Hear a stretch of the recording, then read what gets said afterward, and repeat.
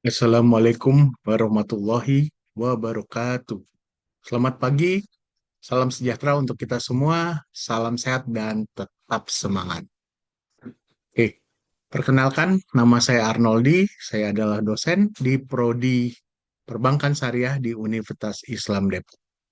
Saat ini saya sedang mengikuti program peningkatan kompetensi dosen pemula atau dikenal juga dengan PKDP di Universitas Islam Negeri atau UIN Sunan Gunung Jati Bandung, di mana kami diberikan tugas untuk membuat materi tentang moderasi beragama. Saya memilih suatu tema yang mungkin juga dijadikan judul adalah moderasi beragama sebagai salah satu tools untuk menjaga negara kesatuan Republik Indonesia. Dan kita masuk ke selanjutnya adalah latar belakang kenapa saya memilih materi ini. Kita lihat adalah Indonesia adalah negara yang sangat berbineka. Berbineka artinya beragam. Di mana Indonesia memiliki keberagaman sara, yaitu suku, agama, ras, dan antar golongan. Di mana kita lihat menurut data Badan Pusat Statistik atau BPS, suku bangsa yang ada di Indonesia itu kurang lebih adalah 1.340 suku. Ini berdasarkan sensus penduduk tahun 2010.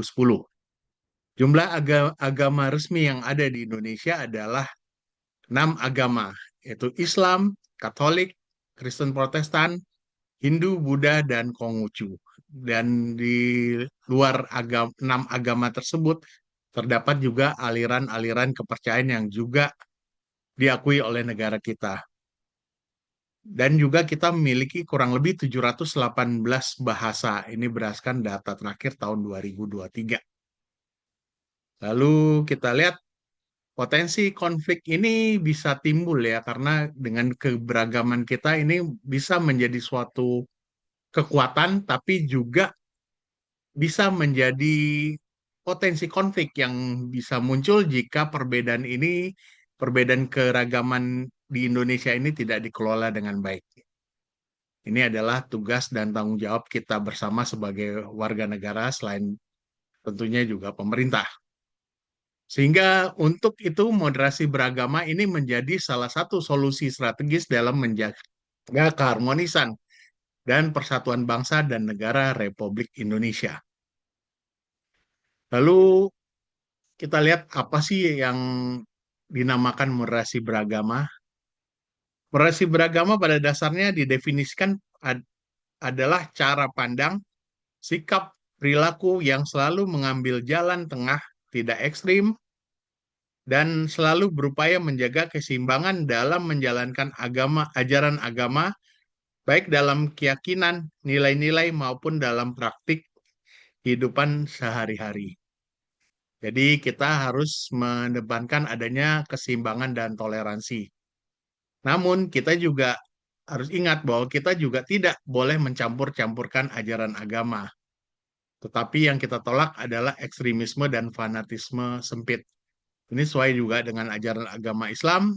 Lakum dinukum waliyadin, untukmu agamamu dan untukku agamaku. Jadi kita saling menghargai di antara para pemeluk agama untuk menjalankan ajaran agamanya sesuai dengan keyakinan masing-masing. Kita tidak ingin diganggu dan kita juga tidak mau mengganggu eh, ibadah dari saudara-saudara kita yang menganut agama dan kepercayaan yang berbeda dengan kita.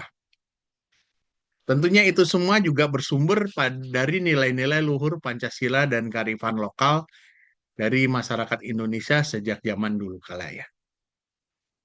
Lalu kita lihat apa sih nilai-nilai dalam moderasi beragama.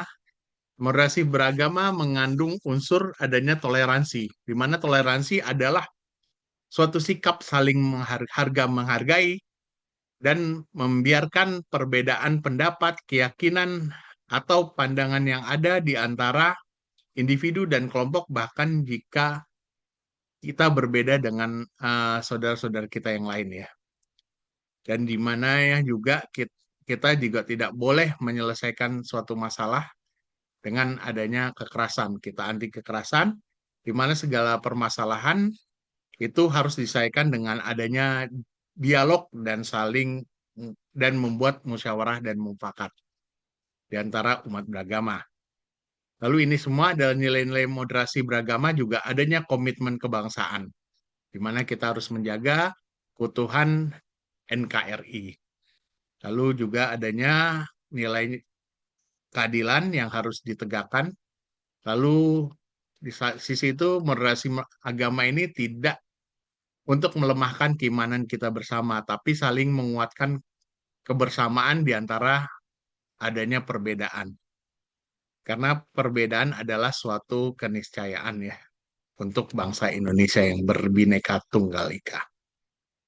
Lalu apa sih urgensi moderasi beragama di Indonesia?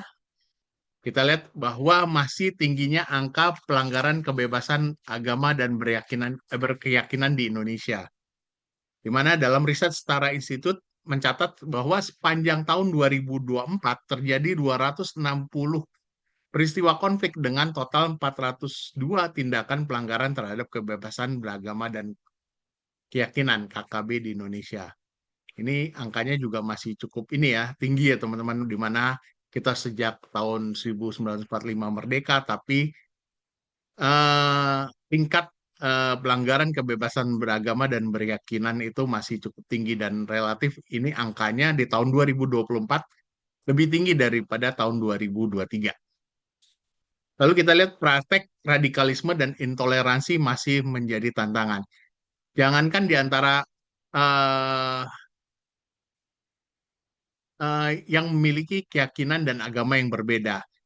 Di antara pemeluk agama Islam pun kita lihat bahwa ada beberapa kelompok yang masih menjalankan atau melakukan tindakan-tindakan intoleransi dengan membubarkan pengajian-pengajian. Ini masih kita lihat masih berlangsung ya di Indonesia. Sehingga urgensi moderasi beragama ini tetap relevan untuk selalu kita gaungkan. Dan juga urgensinya juga kita sama-sama untuk menjaga stabilitas nasional di tengah globalisasi dan arus informasi. Tentunya, maaf, pihak-pihak yang tidak suka dengan NKRI dan musuh-musuh NKRI menginginkan adanya disintegrasi dari Negara Kesatuan Republik Indonesia. Mereka akan menggunakan berbagai cara-cara, di mana salah satu cara yang sudah sejak lama ada, itu adalah divide et impera, itu memecah belah ya. Di mana kita lihat bahwa salah satu hal yang mudah untuk memecah belah adanya unsur SARA dalam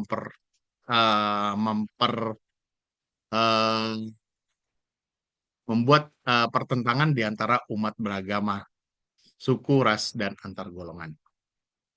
Oke, lalu kita lihat ya, moderasi beragama ini dalam konteks NKRI. Di mana nilai-nilai dalam moderasi beragama ini pada dasarnya sejalan dengan semangat Bhinneka Tunggal Ika, di mana kita berbeda-beda, saling menghargai, tapi tetap menjadi satu kesatuan dalam mewujudkan cita-cita negara kesatuan Republik Indonesia. Lalu kita juga mendukung adanya terciptanya kerukunan umat beragama di Indonesia. Dan hal ini akan menjadi kekuatan dalam pembangunan nasional. Tentunya pembangunan nasional membutuhkan suatu stabilitas, dan stabilitas itu membutuhkan adanya ketenangan dan kerukunan di antara umat beragama dan masyarakat yang ada di Indonesia. Lalu juga moderasi beragama dalam konteks NKRI, kita juga harus menjaga generasi muda kita dari paham-paham ekstrim yang dimana mereka relatif lebih mudah untuk disusupi, sehingga kita harus menjaga generasi muda kita agar tidak terpapar dari paham-paham ekstrim dan radikalisme. Lalu apa sih strategi implementasi dari moderasi beragama?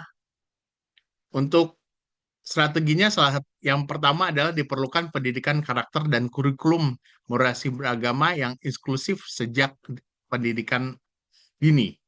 Lalu Diperlukan adanya peran aktif dari tokoh-tokoh agama dan masyarakat di Indonesia untuk selalu mendengungkan adanya moderasi beragama kepada umatnya. Lalu adanya dorongan narasi damai dari media massa dan media sosial. Jangan sampai media massa dan media sosial juga membuat narasi-narasi yang kurang baik sehingga akhirnya bisa menjadi ketegangan di antara umat beragama di Indonesia. Jangan sampai media massa dan media sosial menjadi provokator untuk hal tersebut. Lalu adanya kebijakan pemerintah yang adil dan berpihak kepada pluralisme. Oke. Lalu kita lihat apa sih peran Civitas Akademika dalam moderasi beragama. Kita diharapkan akan menjadi agen moderasi beragama di lingkungan kampus, komunitas, dan lingkungan tempat tinggal kita. Lalu kita juga diharapkan bisa menyaring informasi dan menghindari hoax bernuansa sara. Di mana salah satunya kita berusaha kalau ada informasi-informasi hoax, terutama di media sosial, mungkin juga di WhatsApp group dan lain-lain, kita coba untuk mencari sumber-sumbernya dan kalau itu merupakan hoax, kita coba eh, informasikan juga ke dalam media sosial agar diketahui oleh saudara-saudara kita yang lain. Lalu kita juga bisa proaktif dalam kegiatan lintas iman dan dialog antar agama. Itulah peran-peran yang kita bisa lakukan sebagai Civitas Akademika.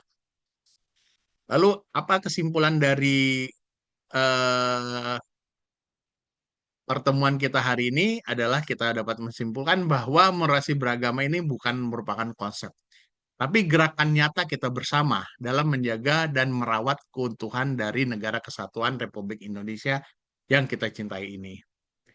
Lalu untuk itu dibutuhkan kolaborasi dari semua pihak, baik pemerintah, tokoh agama, dan masyarakat, pendidik, dan generasi muda untuk mewujudkan adanya kehidupan masyarakat yang rukun, damai, dan akhirnya bisa berkontribusi terhadap pembangunan nasional untuk mewujudkan cita-cita negara Republik Indonesia, negara kesatuan Republik Indonesia. Lalu Indonesia yang damai dan bersatu ini hanya bisa terwujud ya, jika kita saling menghormati dalam perbedaan, yaitu kita uh, bertoleransi di antara sesama umat beragama dan di dalam masyarakat. Lalu penutup, mari kita bersama kita jaga NKRI Negara Kesatuan Republik Indonesia melalui semangat moderasi beragama. Lalu kita ingat bahwa perbedaan adalah suatu kekayaan, bukan merupakan suatu ancaman dan kita harus saling menghormati. Oke, begitu saja yang dapat saya sampaikan pada hari ini. Wabillahi taufik wal hidayah. Wassalamualaikum warahmatullahi wabarakatuh. Mudah-mudahan kita bisa bertemu dalam acara dan kegiatan yang lain. Terima kasih.